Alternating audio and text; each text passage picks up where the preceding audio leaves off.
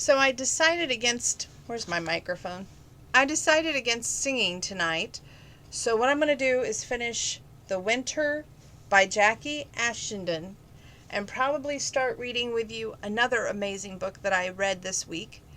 And in between, or after some time, I have a little page of notes I want to share with you. So let's do the rest of winter, which was, we're starting on page 441 because I made that note, and I probably should have my glasses on, I know, but they're in the other room. So I'm trying to see where I marked this at.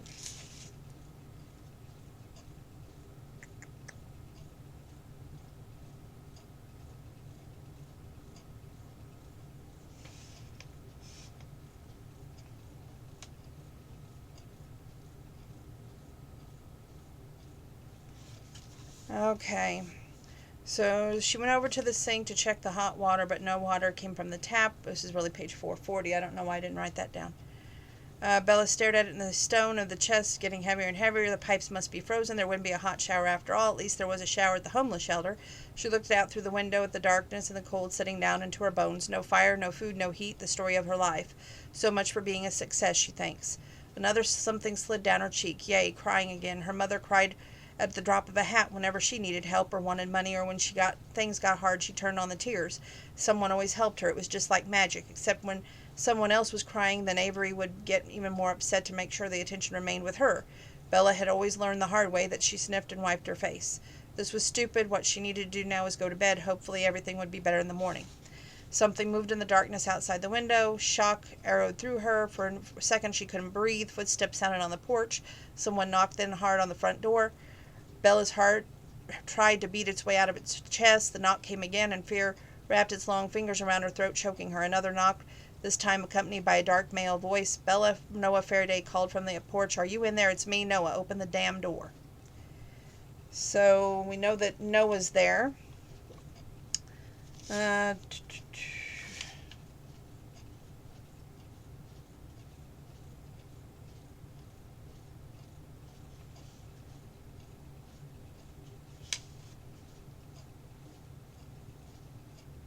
Why are you here anyway? I told you I didn't need your help. Page 442. Noah ignored the sharp edge in her voice, studying her face, because running through the middle of her ashy smears on her cheeks were two white tear tracks. The tight thing in her chest was even further. Damn it, he couldn't walk away now, could he? Did you get the fire lit? He asked. Yes, I'm fine. Uh-huh. Hey, I didn't say you could come in here. He ignored her. Ash was everywhere, not to mention a shovel full of it sitting next to the stove. Also bits of twig, and the most pathetic of all, an empty matchbox. Well, it was going. You knocking on the door distracted me, and now it's all gone, so thanks. Noah ignored that too. Turning on the stove and going over to the sink, twisted the cold tap. Again was unsurprised when no water came out. He turned around. Bella stood by the table, her arms folded, her chin at a stubborn angle. Too bad, though. Those white tear tracks were evident that little city girl wasn't handling things the way she kept insisting she was. At that point, he tells her she's going to his house and get her bag. Excuse me, you heard what I said. You can't stay here. Not tonight. Of course I can. I've got everything I need. You don't have heat. You don't have water. And do you have any food? Yes, I'm not stupid. Do I need to check the fridge? I have candy bars in my bag. Don't be an idiot. My place has a fire, a hot shower, and I even got a spare room. You can stay there, get warm, have something to eat, and get a good night's sleep. Come deal with us in the morning. She shifted on her feet, glancing away from him. There was a nervous energy, but she was saying she was good, thanks. So you're fine with freezing to death here? I'm not only going to freeze to death here, there are blankets upstairs. Noah frowned. Why was she being so damn stubborn? Her mother wouldn't have argued. Avery Jacobson would have grabbed her bag and been over to his house, living it up like she owned the place.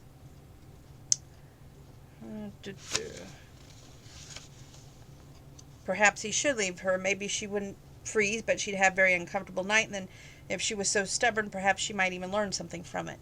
He took in her ash-stained face, damp clothing once again. Nope, he couldn't do this. He thought about the being cold and hungry right next door to him in a warm house with nothing to do to help her. He wasn't good with people, so he wasn't sure what to say to convince her to come with him, so he simply moved over to the chair where her bag sat and picked it up. Masking his surprise at how light it was, given she was supposed to be staying here for an entire season, her eyes widened. Hey, what are you doing? Put that down. Nope. He threw the bag over his shoulder, headed back to the back door. Come on, we can have this discussion at my place. I'm getting cold. So they go over to his place, 5:18. As you can tell, this was not my favorite book by any means, but well, it was my favorite book until we got to this chapter, and it was just like it was a Christmas tree. She scanned the front yard and street beyond to see where the tree had come from, because she hadn't heard anyone deliver it. But both the yard and tree were empty. Scrapping came around from overhead, and Noah appeared, coming back down the ladder, was leaning against the porch roof. He jumped into the snowy ground, dusted off his hands. Damnedest thing, he said, coming up the porch. When I went to go get some replacement shingles today, I ran into Cade Mathewson. Apparently he fixed up a few things in the house this summer. Cade Mathewson, that familiar name, but like so many other people connected with Jasper Creek, she couldn't put a face to it. Did he? Doesn't seem like it. Yeah, I know. Swore he fixed up them properly, too, so no chance of them breaking over the fall. Perhaps he thought he fixed them. No, Cade knows what he's doing. If he fixed them, he fixed them. Abruptly, Noah frowned. That a tree? What? Oh, yeah, it just kind of turned up. Knowing Noah didn't seem surprised. It's probably from Remy. He brought June a tree every year. Remy? Bella asked blankly. Remy West, Noah clarified. Another familiar name. Last summer at Grandma June's, when they were all played sardines and a tall, handsome teenage boy had found them, he'd been Remy West, and he and Kira had a thing, hadn't they? Oh, she said, not wanting to give away how little she knew about the town and the people in it. It made her feel ashamed, even though it hadn't been her mother's fault for taking her away. I wonder why he left it here then. He must know Grandma June isn't here anymore. He knows. It might have been that your cousin put him up to it. Okay, 5:18, 5:19, 5:20. I'm going to go for a little bit here. Kira, tall, beautiful Kira, so much older than Bella and way cooler, a little awe-inspiring even, but Bella had lost her touch with her way the way she had with JJ and Lila too. What had their seasons been like in the farmhouse? Had they found it difficult, or had they found it a little scrap of happiness here the way she had had? You should contact them. But she wasn't ready for that. She wanted to exist in this fragile little bubble she created with Noah, where it was just her and him and the outside world meant nothing. Bella moved over to the tree, brushing her fingertips over the prickly green needles. I've never had a Christmas tree. Mom didn't like Christmas tree so we never got one. Well, we used to, at least until Mom left, and then it was just Dad forgot. Her throat felt thick, and she didn't want to turn and look at him because of an unspoken agreement. They avoided talking about emotional stuff. She even forgotten it was Christmas time. When is Christmas again? She asked. Couple of days. Oh yeah, right. So what should we do with the tree? I didn't ask for it. I mean, we could put it around behind back of the house or something. Warmth behind her, the familiar scent of snow. Noah's mingling with all that spicy pine needles. He wasn't a man given to casual contact, and he didn't touch her now, even though a part of her very much wanted him to. But she didn't say anything, settling for enjoying the delicious heat of his nearness in the contrast of the chill air. There are some decorations in the attic. He sounded very close. I used to help June decorate the tree after Mom left. She made me go up there and get the box. Bella stared at the tree, conscious of Noah at the back, thinking about her grandmother and all the Christmas Bella herself had missed out on. The Christmas Noah had missed out on too. Christmases June had clearly tried to make him a part of, because Bella was sure given one lonely boy some Christmas cheer had been intentional on her grandma's part.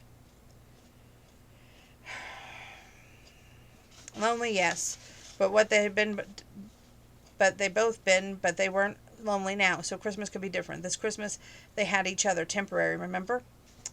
Sure, but wanting Christmas with Noah wasn't going to change anything. She would still leave at the end of the season, but before she did, how about having one traditional Christmas hurt? With a tree, decorations, snow, and a fire, and hot chocolate, maybe even parents, not that they could afford presents, she could make something, but it would be nice to give Noah something in return for everything he'd done for her. And so they discuss about having Christmas, and then they think, okay, why not? And then I'm briefing over it a bit. 5:22. She asked Noah for help, which is unusual because she's very feeling self-sufficient, doesn't need anybody, can do everything on her own. And that's unlike her, so he points that out. And then they hang decorations together.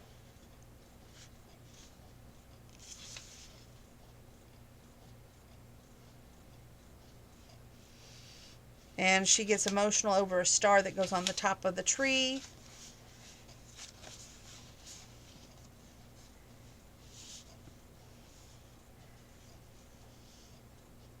And he says something here. You weren't forgotten, Bella. Okay, so we move to 5:49. And now all of the cousins kind of get back together to talk. Three women stood on the porch studying with their wariness and hope her cousins. Elegant Kara, blonde hair in a loose knot, self-blue shawl draped over her shoulders, serious JJ, straight dark hair in a band with a steady look in her eyes, red-headed Lila with full bound of optimism. It was Lila who stepped forward, holding a basket, giving a tentative smile. "Hi, Bella. I hope you don't mind, but we thought we'd bring this over and wish you a Merry Christmas." Bella stared with disappointment like ash in her mouth, and then burst into tears for the second time that day. Instantly surrounded by a cloud of feminine concern, Kara took into the living room and sat down on the couch. "You need something stronger than hot chocolate." JJ put the mug on the table, and there was mulled wine all ready to go. "It's a man, isn't it?" Kara said, giving Bella's shoulders a comforting squeeze. "Of course it's a man." JJ pulled a crumpled tissue from her jean pocket and handed it to Bella. "Who else could make you cry on Christmas Day?" Leela sat down on the couch. "Come on, out with it. Who do we need to kill?" "I can get Cade's shotgun," JJ agreed. "It won't take a moment." Bella wanted to laugh, but it was too painful. They all looked at her with sympathy and concern. They felt ashamed. She didn't know them, and they didn't know her, yet here they were offering comfort, despite the years of silence she'd given them. "This is lovely," she said hoarsely, "and thank you.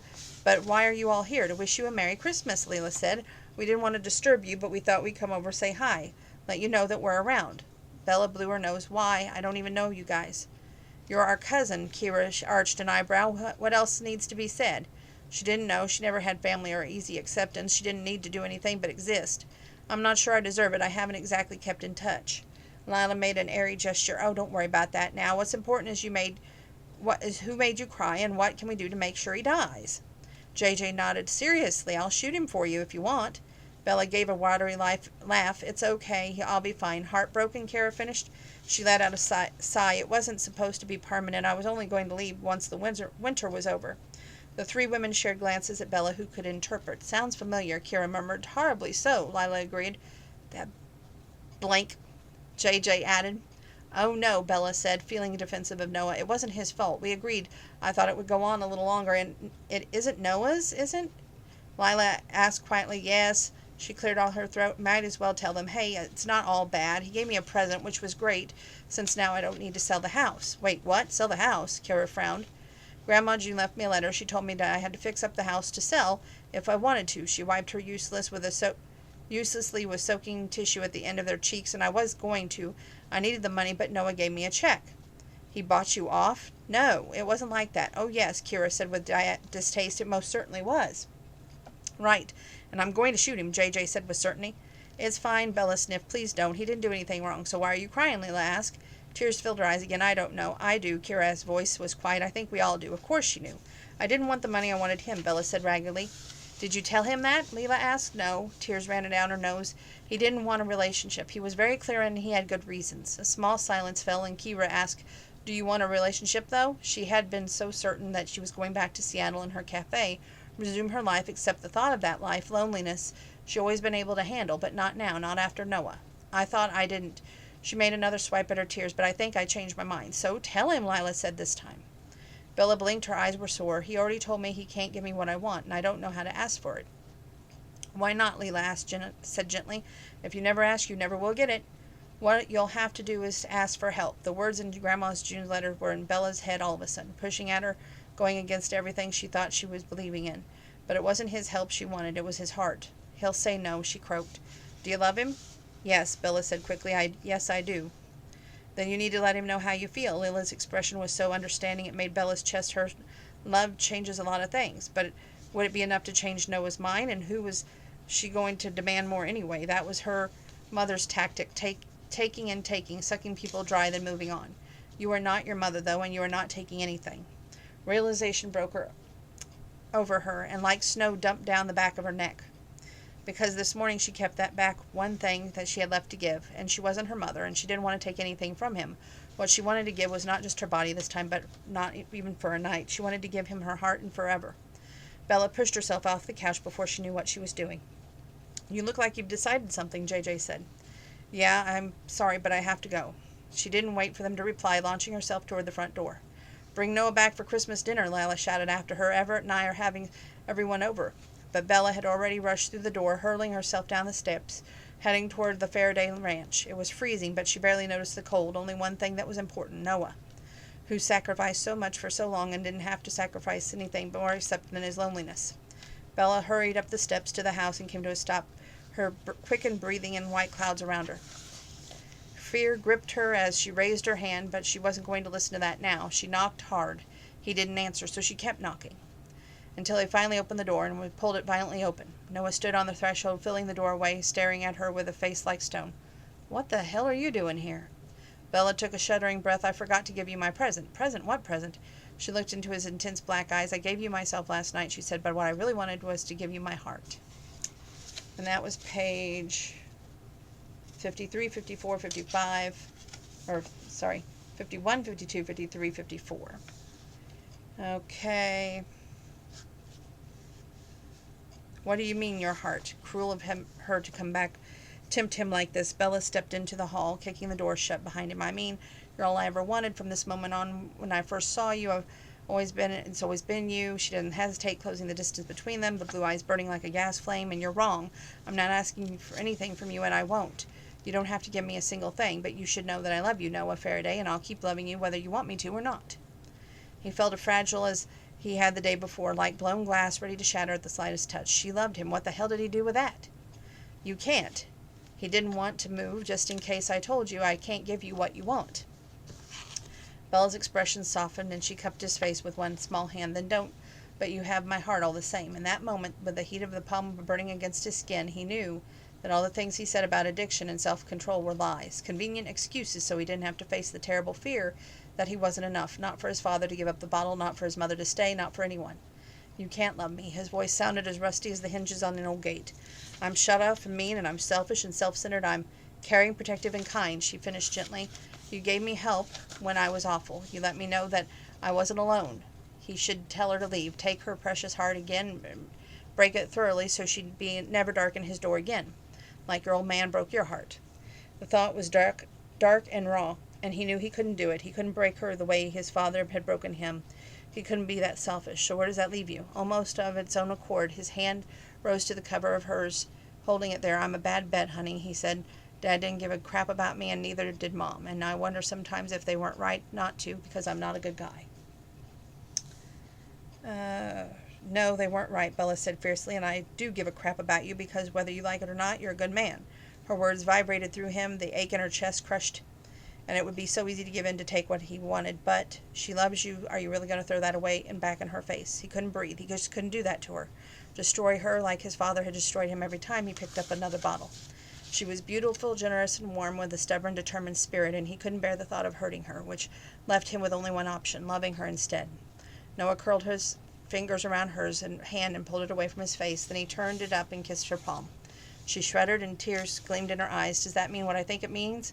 He was a man of few words, but he could always say these words because they meant more than anything else he could have. "I love you, Bella Jacobson. I don't know how long you mean to stay, but I'll spend every minute of it showing you how much." Tears slid down her cheek. "How does forever sound?" "Perfect," he said. "That sounds perfect," and it was. Okay. So the last 2 pages, and then I'll give you the rating and all that. Bella walked into the living room of Grandma June's house and took the last look around. The scent of pine needles lingered in the air, though the tree was gone and the snow outside was melting. She smiled, remembering they moved to the mantelpiece where the phones sat. She touched them, reflecting on the last few weeks and the sisters she'd found, the people who welcomed her despite her years of no contact. She and Kira had gotten together and had a chat about Kira's coffee cart business. It was such a success that Kira needed help. So Bella had worked with her on the cart in between helping Noah on the ranch. Now she and Kira wanted to expand the perfect place and just become the vacant in Jasper Creek itself. June was about to expand into a cafe called June's Kitchen. It was good. It was right. It was so much better than Seattle than she could ever believe was real. Bella glanced around just in case someone was watching, then scooped up the photos and put them in a pocket of her new winter coat. No one would know, and they would look great on the mantel above the fire at Noah's. Correction, Noah and hers. Still smiling, Bella walked out of the house, passing to lock it carefully behind her and put the key in the mat. A tall, broad figure waited for her at the bottom of the porch stairs. "All done?" Noah's dark eyes glittered from underneath the brim of his cowboy hat. "Yep. The house is looking great." She ran down the stairs to him and slid her hand through his. His fingers closed around hers, warm and secure. You'll find that hand to hold like you used to hold mine when you didn't think anyone was paying attention. That's what Grandma had told her, remember. Bella's heart swelled, and the sweetest pain. Grandma June had been right all along. She found that hand, and most importantly, it was holding hers right back. They walked down the front path toward the gate. Then Noah paused beside the gnarled shape of a dogwood tree. Look, he said, can you see it right at the top? Bella lifted the gaze and saw what was pointing at a fresh green leaf unfurling. New life after the long winter. Seemed like the old tree wasn't dead as she thought. Like your heart. In her head, she thinks that. She smiled, feeling the good new life, then furling along with that leaf. Oh, good, I'm ready for spring. She touched her stomach unconsciously, and when she looked at him, he was watching her. Everything she'd ever wanted in his eyes. Noah Faraday smiled that smile, the one he kept only for her, slow burning and sweet as the promise of spring. So am I, he said. And that is finally the end of Winter by Jacki, ashenden. While I liked Grandma June's words, and they rang true in every story, the last story I just couldn't really get into that much. So I give it a 5 on Winter. But the rest of the story is a must-read. And this book will be in the bag of books to go to the Candy Kitchen, even though it's a Maisie Yates book, my favorite author. I think it's good to give it a new home because I've read all books now. And so I've shared it with you as well. And I believe in passing it on. So there's that. I will now upload this one. I will probably do a little bit of notes before we do the next book. So stay tuned.